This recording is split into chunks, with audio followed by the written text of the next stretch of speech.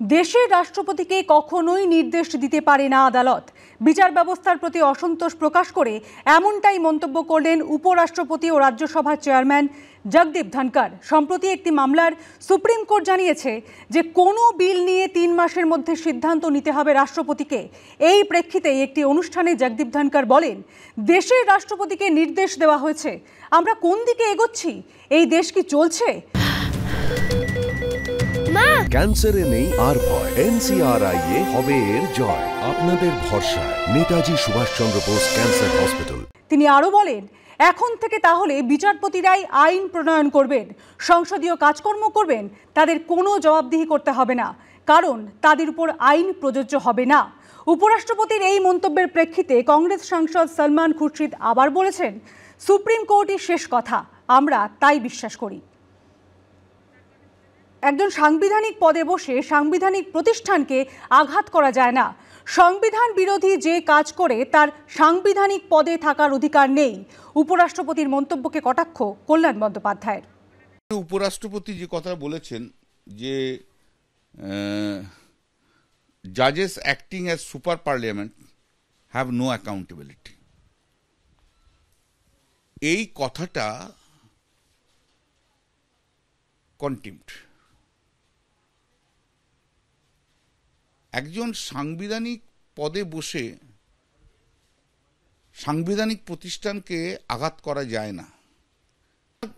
এই যে contemptuous contempt এটা, এবং এই মানুষের যে সংবিধান বিরোধী কাজ করে তার সাংবিধানিক পোস্টে বসে থাকার অধিকার নেই। He should resign fast. হিংসা কবলিত মুর্শিদাবাদে যাচ্ছে জাতীয় মানবাধিকার কমিশন। রাতেই 2 প্রতিনিধি এলেন কলকাতায়, এলো জাতীয় মহিলা কমিশনও। যাওয়ার কথা মালদায়। হিংসা বিধ্বস্ত মুর্শিদাবাদ খতিয়ে দেখতে জাতীয় মানবাধিকার কমিশনের প্রতিনিধি দল এসেছে, তেমনি এসেছে জাতীয় মহিলা কমিশনের প্রতিনিধি দল।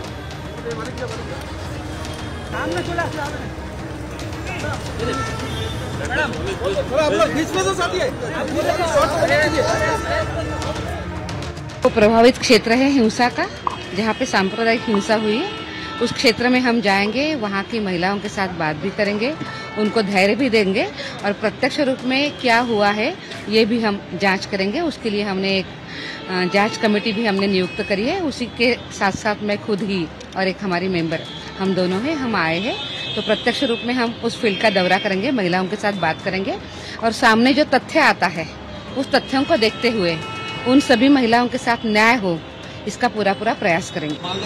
जी। 31 ডিসেম্বর পর্যন্ত স্কুলে যেতে পারবেন অযোগ্য বলে চিহ্নিত না হওয়া শিক্ষকরা। বৃহস্পতিবার সুপ্রিম কোর্টের প্রধান বিচারপতির বেঞ্চ জানিয়েছে, চলতি বছরের 31 ডিসেম্বরের মধ্যে নতুন করে পরীক্ষা নিয়ে এই 25,752 জনের জায়গায় নতুন নিয়োগ শেষ করতে হবে। তবে গ্রুপ সি ও গ্রুপ ডি কর্মীদের জন্য এই নির্দেশ প্রযোজ্য নয় বলে জানালো সর্বোচ্চ আদালত। কোথায় যোগ্যের তালিকা পেশ করা হলো? রায় পরিবর্তনের জন্য রিভিউ পিটিশন কোথায় দাখিল হলো? এসবের পরিবর্তে বৃহস্পতিবার সুপ্রিম কোর্টে দাঁড়িয়ে সর্বোচ্চ আদালতের মূল রায়ের সামান্য পরিবর্তনই মেনে নিল রাজ্য সরকার। নতুন করে চাকরির প্রক্রিয়া শুরু করার সিদ্ধান্তেও সম্মত হলো তারা।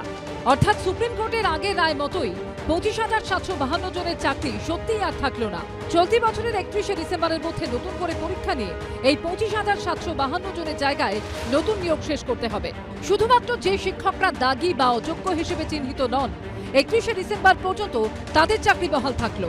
আপাতত তারা স্কুলে যেতে পারবেন ও বেতন পাবেন। তবে নতুন এই নির্দেশ গ্রুপ সি এবং গ্রুপ ডি কর্মীদের জন্য প্রযোজ্য নয়। অশিক্ষক কর্মীদের ক্ষেত্রে পূর্ব নির্দেশই বহাল থাকবে, অর্থাৎ এখন থেকেই চাকরি ছেদ। আমি খুশি যে আপাতত একটা সময় আমরা পেয়ে গেছি এবং টিচাররাও মাইনে পাবেন যথা সময়। কাজেই এটা তো একটা স্বস্তির, বড় স্বস্তির খবর। আমরা এতে আনন্দিত নই মোটেও। 31 ডিসেম্বর পর্যন্ত তাদেরকে একটা সাময়িক স্বস্তি, একটা সাময়িক একটা মলম দেওয়ার চেষ্টা করা হলো। আমরা এই জিনিসে ভুলছি না। আগামী 31 মের মধ্যে মধ্যশিক্ষা পর্ষদ এবং স্কুল সার্ভিস কমিশনকে নতুন নিয়োগ প্রক্রিয়া শুরুর বিজ্ঞপ্তি দিতে হবে। এই মর্মে 31 মের মধ্যে আদালতে হলফনামা দিয়ে তা জানাতে হবে। 31 ডিসেম্বরের মধ্যে পরীক্ষা নিয়ে শেষ করতে হবে নিয়োগ প্রক্রিয়া। আমি টিচারদের অনুরোধ করব, ভালো করে মন দিয়ে ক্লাস করুন, মন দিয়ে কাজ করুন। এই নির্দেশের অর্থ এটা ভাবা কোনোভাবেই ঠিক হবে না যে তার মানে এদের চাকরি থেকে গেল। এদের নতুন রিক্রুটমেন্ট প্রসেস ইনিশিয়েট করতেই হবে 31 মের মধ্যে। আদালতের রায়ের ভিত্তিতে চাকরিহারাদের জন্য ভালো দিক বলতে যারা দাগী বা অযোগ্য হিসেবে চিহ্নিত নন 31শে ডিসেম্বর অবধি তারা বেতন পাবেন। খারাপ দিক হলো তাদের চাকরি 31শে ডিসেম্বরের পর আর থাকবে না, নতুন করে পরীক্ষায় বসে পাশ করে চাকরি পেতে হবে। স্বস্তি বোধ করছি না এই কারণে যে একজন ক্যান্সার আক্রান্ত রোগী, তাকে ডাক্তার 3 মাসের একটা টাইম লিমিট বেঁধে দিয়েছে। তো তার কাছে 3 মাস অতিক্রান্ত হওয়া পরে পরে সে মারা যাবে, এটা যখন সে জেনে যায় তখন তার কাছে প্রতিটা দিন মৃত্যুর সমতুল্য হয়। বৃহস্পতিবার সুপ্রিম কোর্ট নির্দেশ দিয়েছে রাজ্য সরকার, মধ্যশিক্ষা পর্ষদ এবং স্কুল সার্ভিস কমিশনকে 31শে মের মধ্যে নতুন নিয়োগের বিজ্ঞাপন এবং নির্ঘণ্ট সহ হলফনামা পেশ করতে হবে এবং 31শে ডিসেম্বরের মধ্যে যাতে পুরো প্রক্রিয়া সম্পূর্ণ হয় তা নিশ্চিত করতে হবে। পাশাপাশি সুপ্রিম কোর্ট স্পষ্ট করে দিয়েছে 31শে মের মধ্যে বিজ্ঞাপন প্রকাশিত না হলে এবং হলফনামা পেশ না করলে খরচ আরোপ এবং এখনকার নির্দেশ খারিজ করা সহ যথাযথ নির্দেশ দেবে আদালত। বিজেন্দ্র সিংহ, ঐশী মুখোপাধ্যায় ও সুমন খরায়ের রিপোর্ট, এবিপি আনন্দ।